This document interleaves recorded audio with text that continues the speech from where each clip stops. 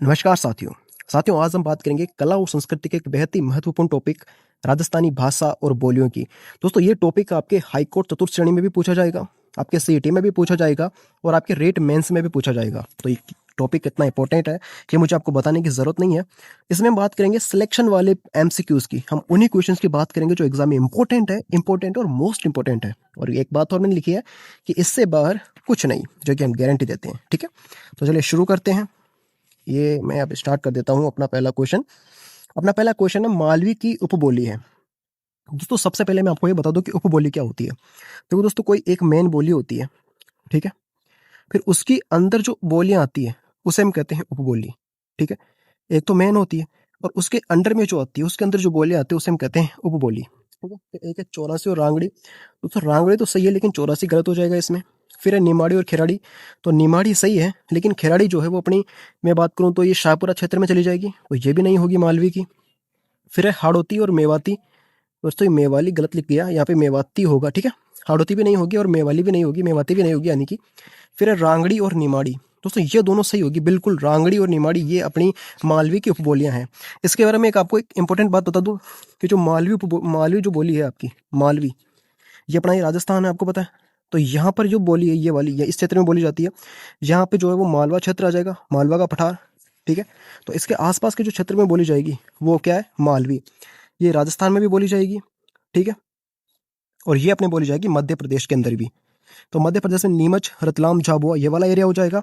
और राजस्थान के अंदर मैं बात करूँ तो प्रतापगढ़, जो प्रतापगढ़ अपना जो डिस्ट्रिक्ट है ये, और इसके आसपास के जो डिस्ट्रिक्ट है उनमें ये मालवी बोली बोली जाती है।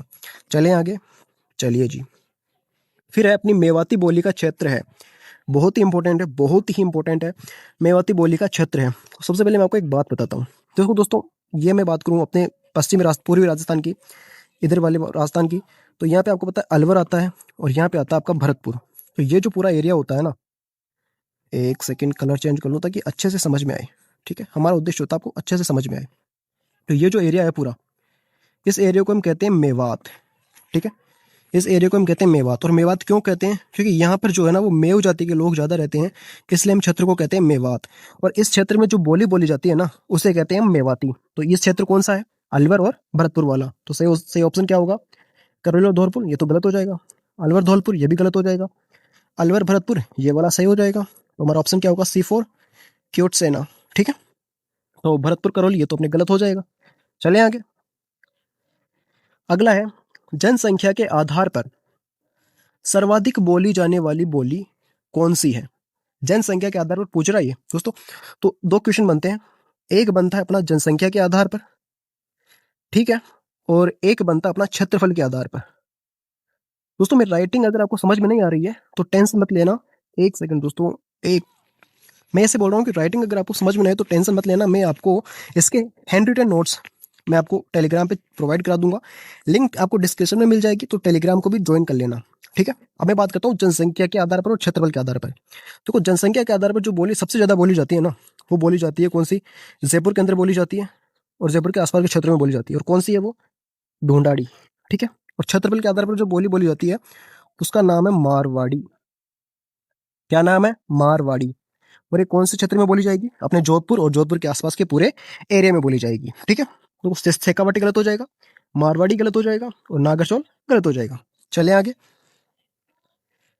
अगला है, क्षेत्रफल की दृष्टि से राजस्थान में सर्वाधिक बोली जाने वाली बोली कौन सी है। जैसा कि मैंने अभी आपको बताया था कि ये तो शेखावाटी भी गलत हो जाएगी, फिर ढूंढाड़ी भी गलत हो जाएगी, क्योंकि ये बोली जाएगी अपनी जनसंख्या के आधार पर सर्वाधिक।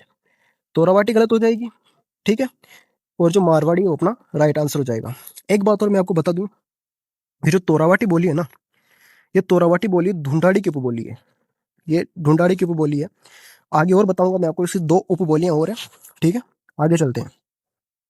अगला क्वेश्चन है, शेखावाटी बोली कहाँ बोली जाती है।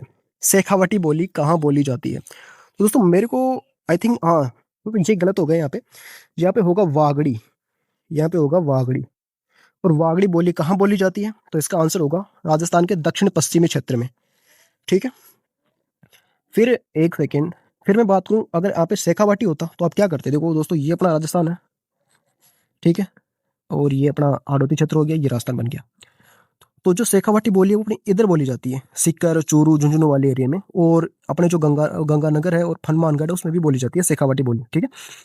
तो ये कौन सा एरिया हो गया? ये हो गया उत्तर, और ये हो गया पश्चिम, पूरी सॉरी उत्तर पूर्व हो गया, ठीक है। तो उत्तर पूर्वी एरिया में बोली जाएगी अपनी शेखावाटी बोली, ठीक है। और अगर वागड़ी पूछ ले तो वागड़ी बोली जाएगी यहाँ पर डूंगरपुर और बांसवाड़ा के अंदर। तो ये कौन सा एरिया हो गया आपका? ये हो गया आपका इधर दक्षिण, और इधर कौन सा हो गया? पूर्व। तो दक्षिण पूर्वी, सॉरी दक्षिण पश्चिम हो गया ये, ठीक है। ये इधर पश्चिमी और दक्षिणी, तो ये वाला हो जाएगा आपका। चले आगे। तो अगला है, क्या हो गया? हाँ, अगला है खेराड़ी बोली का क्षेत्र है। खेराड़ी बोली, मैंने पीछे आपको अगर याद हो तो मैंने बताया था कि खेराड़ी बोली है जो वो शाहपुरा क्षेत्र में बोली जाएगी, और शाहपुरा के साथ टोंक में भी बोली जाएगी, ठीक है। मतलब ये आपका भीलवाड़ा, भीलवाड़ा में ये शाहपुरा ये क्षेत्र होता है, और इसके साथ टोंक में भी बोली जाएगी इधर, ठीक है। दोनों में बोली जाएगी। आहोर तहसील गलत हो जाएगा, क्योंकि आहोर तहसील में आपकी बोली जाती है गोडवाड़ी, ठीक है।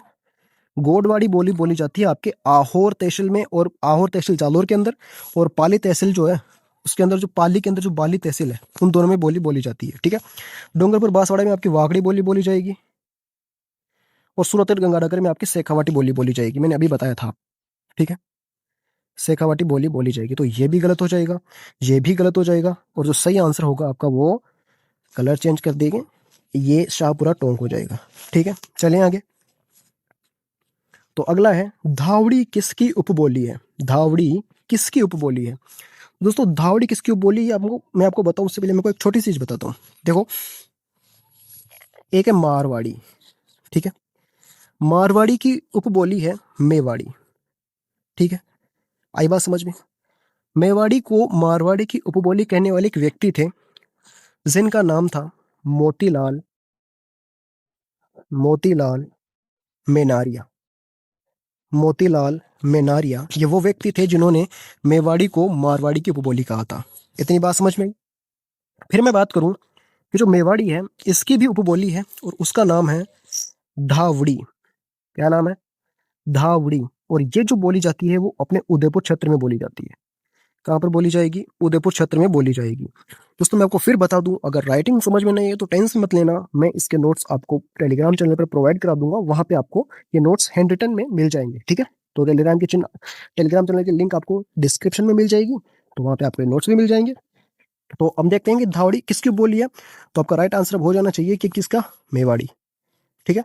मालवी नहीं होगी, खेराड़ी नहीं होगी, वागड़ी नहीं होगी, सही आंसर क्या हो जाएगा? मेवाड़ी। चले आगे। चलो जी भाई। फिर है, किसने मेवाड़ी को मारवाड़ी की उपबोली माना है? अब भी मैंने आपको बताया था कि मोतीलाल मेनारिया ने मेवाड़ी को मारवाड़ी की उपबोली कहा था, ठीक है। चलें आगे। चलो जी। अगला है, मारवाड़ी की उपबोली नहीं है, मतलब इसमें तीन ऐसी बोलियां हैं जो तो मारवाड़ी की उपबोली है, लेकिन एक ऐसी है जो मारवाड़ी की उपबोली नहीं है। तो मैं बात करूं, देवड़ाबाटी मारवाड़ी की उपबोली है, जो कहाँ बोली जाएगी? अपने जो बोली जाएगी अपने सिरोही क्षेत्र में, ठीक है। फिर है गोडवाड़ी, ये भी मारवाड़ी की उपबोली है, और कहाँ बोली जाएगी? ये बोली जाएगी अपने जालोर, जालोर जिले की आहुर तहसील, और पाली की बाली तहसील में, ठीक है। एक है ढटकी, और ढटकी बोली जाएगी अपने जैसलमेर के अंदर, जैसलमेर के अंदर। और एक है राजावाटी। दोस्तों राजावाटी जो है ना, वो अपनी ढूंढाड़ी की उपबोली है। किसकी उपबोली है? ढूंढाड़ी की। ढूंढाड़ी की, मैंने ढूंढाड़ी की आपको पिछली एक और उपबोली बताई थी, पिछली पिछली स्लाइड पे, नागरचोल और तोरावाटी और राजावाटी, ये तीनों ढूंढाड़ी की उपबोलियां हैं, ठीक है। तो इसका सही आंसर होगा राजावाटी। चलें आगे। चलो जी। अगला है, राजस्थानी भाषा का सर्वप्रथम वैज्ञानिक वर्गीकरण किसके द्वारा किया जाता है? दोस्तों इस क्वेश्चन का आप स्टार लगा लो, ठीक है, स्टार लगा लो, स्टार। कि ये क्वेश्चन इतना ज्यादा एग्जाम में पूछा जाता है ना कि पूछो ही मत आप। तो इसका जो आंसर होगा राइट, वो होगा अपना कौन सा? डॉक्टर अब्राहम ग्रियर्सन, ठीक है। जे ए अब्राहम ग्रियर्सन या जे ए ग्रियर्सन, एग्जाम में आपको शॉर्ट फॉर्म में दे सकता है वो, जे ए ग्रियर्सन, ठीक है। मोतीलाल मेनारिया नहीं होंगे इसके आंसर। के एम मुंशी नहीं होंगे आंसर। एलपी टेस्टोरी भी नहीं होगा।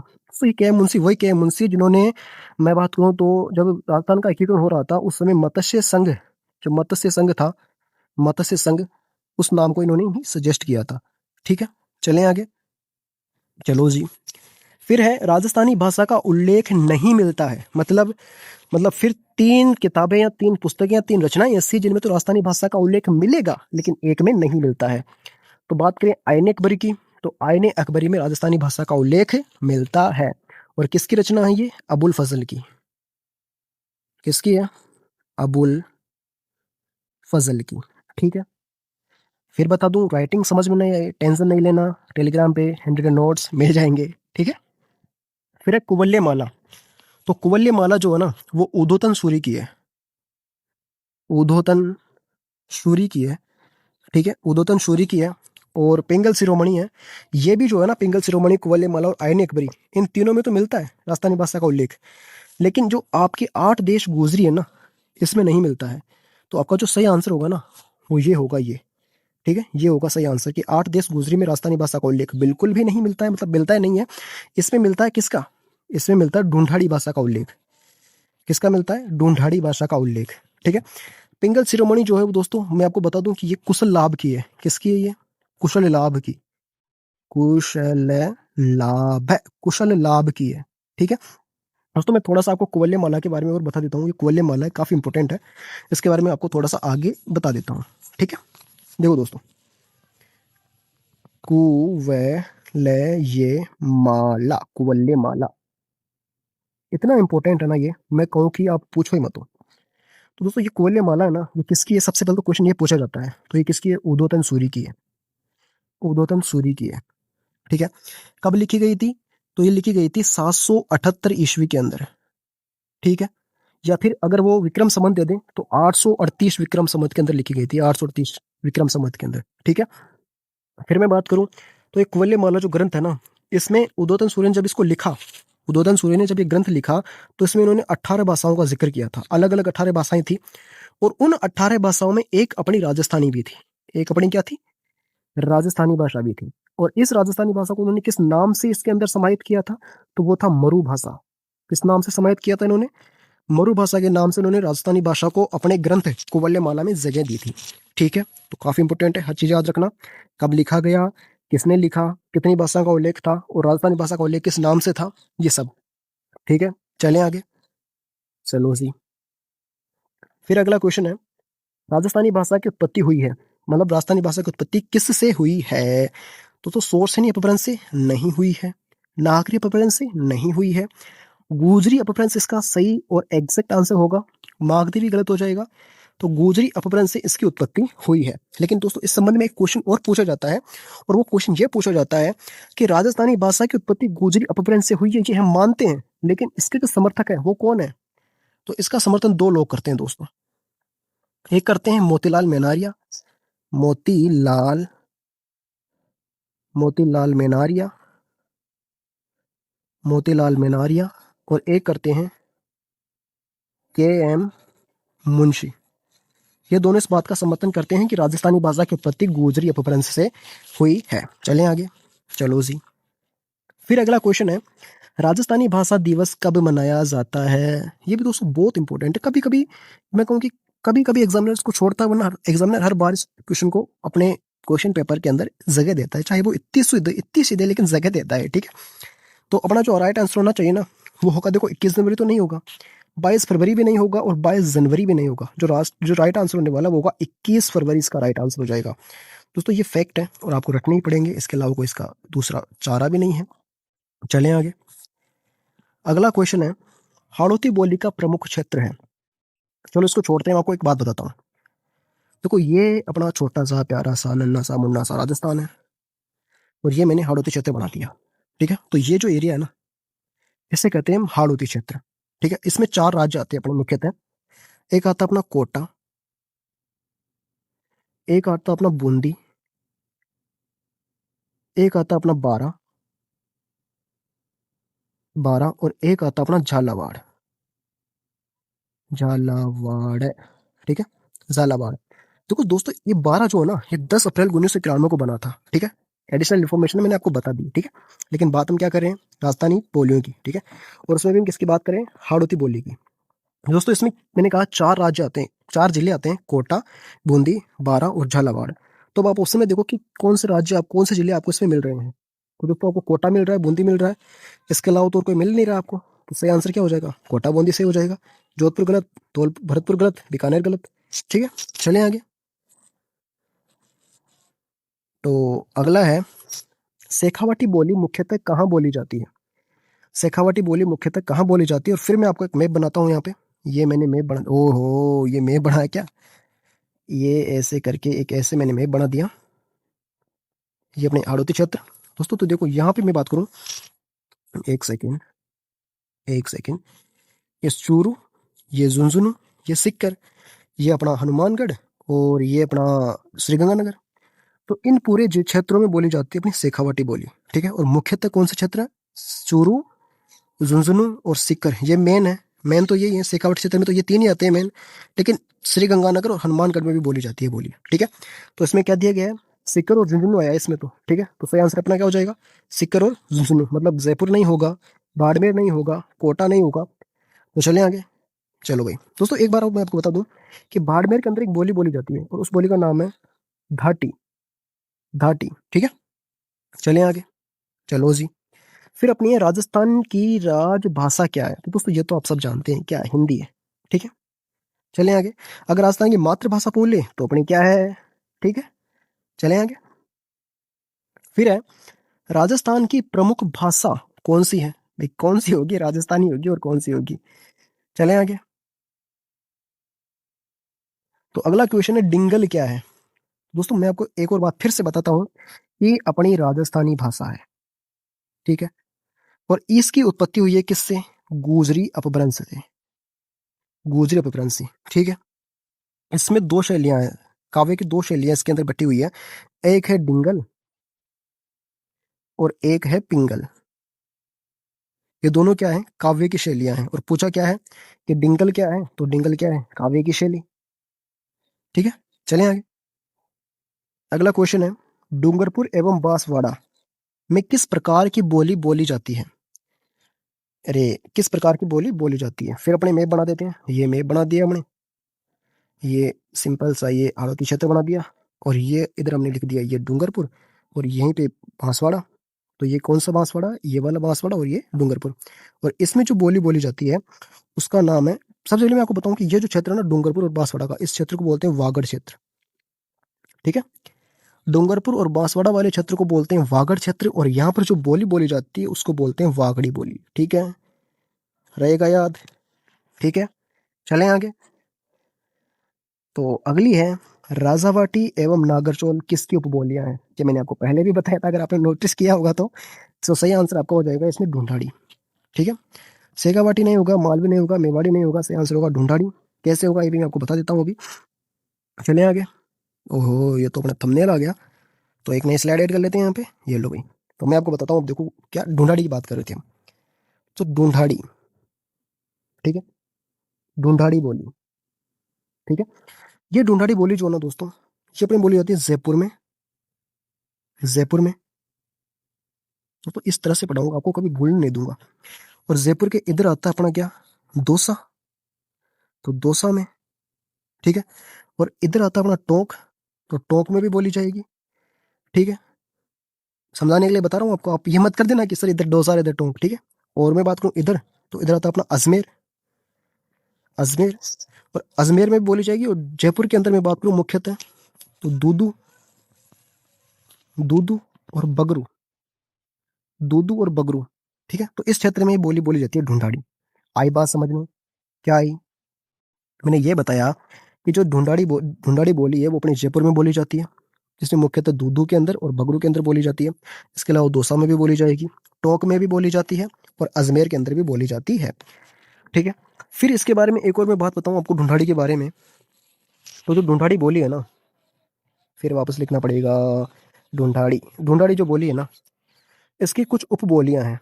क्या है? कुछ इसकी उपबोलियां हैं। कुछ इसकी उपबोलियां हैं। अब वो कौन कौन सी है? तो एक तो है, अरे यार गलत लिख दिया। इधर लिखते हैं, इधर लिखते हैं। ठीक है,